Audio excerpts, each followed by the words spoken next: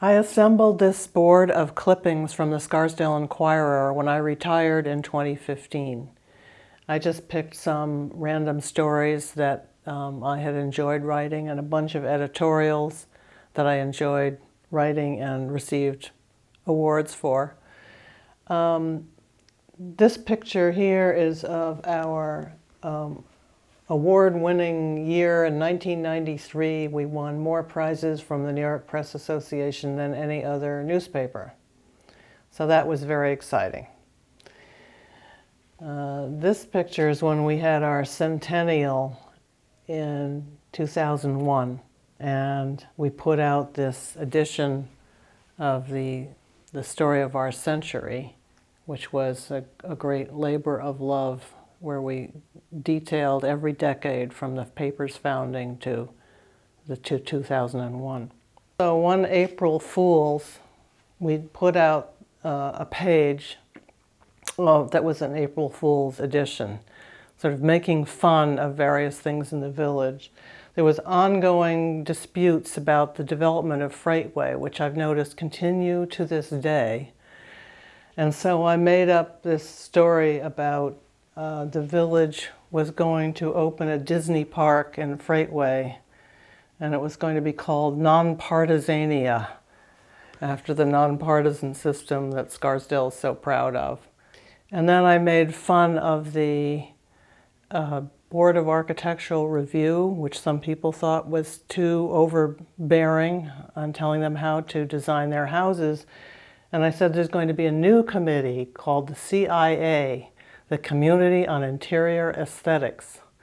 And then I had a picture of me with binoculars standing outside of somebody's house and peering into their living room. And some people called Village Hall and were outraged. You know, even though it says clearly here an April Fool parody. The most qualified voter was sort of making fun of the nonpartisan system also.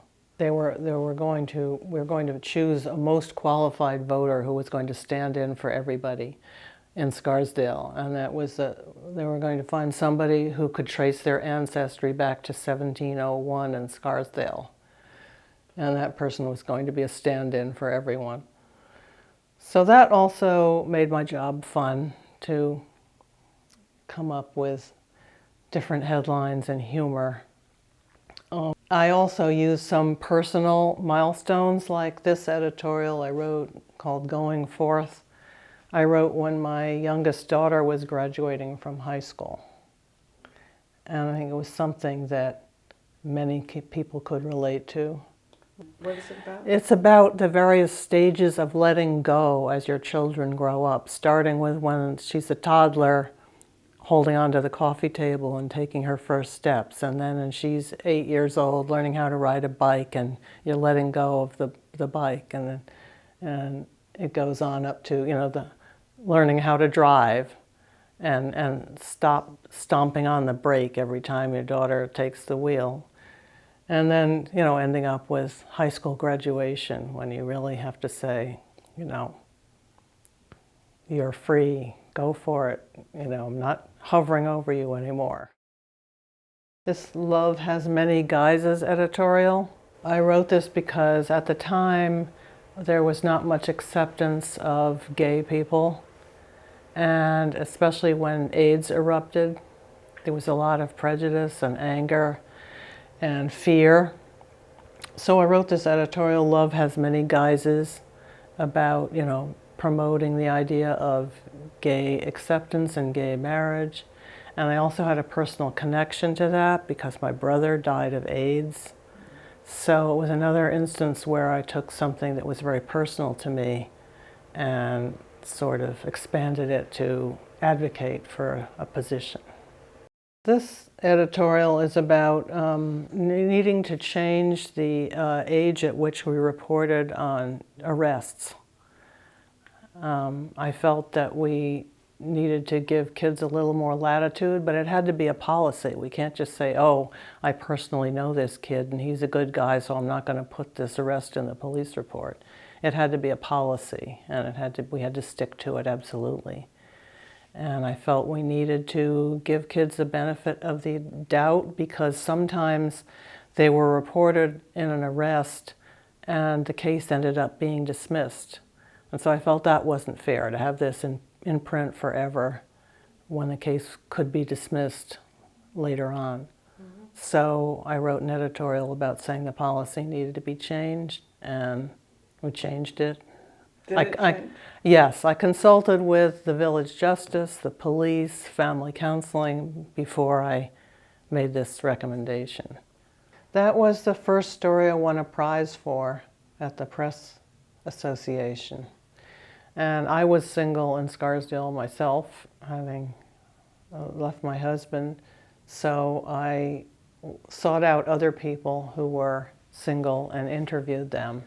Yeah. About there. So this shows then Mayor Alan Blitz, who had custody of his 2 teenage sons, and I had them cooking dinner.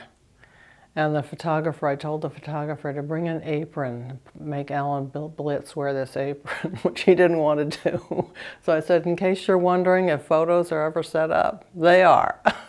Tell me a little bit about the family victims misdirected. That's the one where a zealous but confused social worker came to Scarsdale to a family who lived on Montrose Road.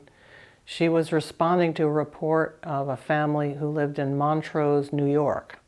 And somehow she ended up on Montrose Road in Scarsdale and deciding that these 2 children of this family were being abused by their parents. And she went into the Scarsdale schools to examine the children for signs of abuse. And the family was, of course, outraged. And they sued the county and got $187,000 or something. And they also succeeded in strengthening the protections for children. Preservation was always a big issue for the Scarsdale Inquirer. We had lawsuits, we had people resist change, and often developers wanted to come in and make some change that involved destroying something that had existed for years, and people got very upset about it. And we generally came down on the side of preservation, but not always. There's a story here, neighbors charge that renovations mar aesthetics at Scarsdale schools. That was when the school board voted to replace the existing windows because of a concern that they were not energy efficient. So the school board voted for this approval without apparently really looking into what the new windows would look like. So they started taking down the beautiful Palladian windows with the fan lights at Green Acres and Edgewood, and residents were like, what is happening? They're ruining the appearance of this school. And they got very upset about it, but they had invested in this like some $4 million in these new windows for Edgewood, Green Acres, the high school.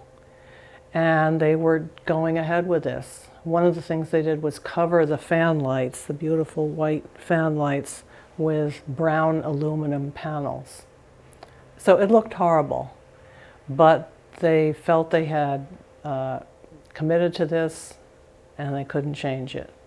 So it became a big issue, including one of the trustees who had voted to go ahead with this window project was not renominated by the school board nominating committee. And one trustee who had gone against it was renominated. So it ended up being as close as Scarsdale ever gets to really contentious politics. And eventually it came to light that the windows were not only ugly, they were unsafe. They had a spring that would loosen and then just drop down without warning.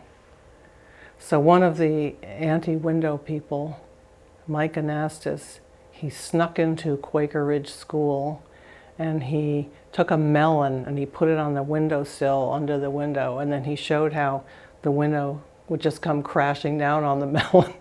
And he said, "This could be your child's head." So at that point, they said, well, maybe these aren't the best windows after all. And it wasn't just Mike's demonstration, it was other windows had come crashing down in places. So they got rid of them and they restored the traditional white window frames. And I was very happy about that because I thought they were really, why talk about aesthetics when you're wrecking the appearance of the schools?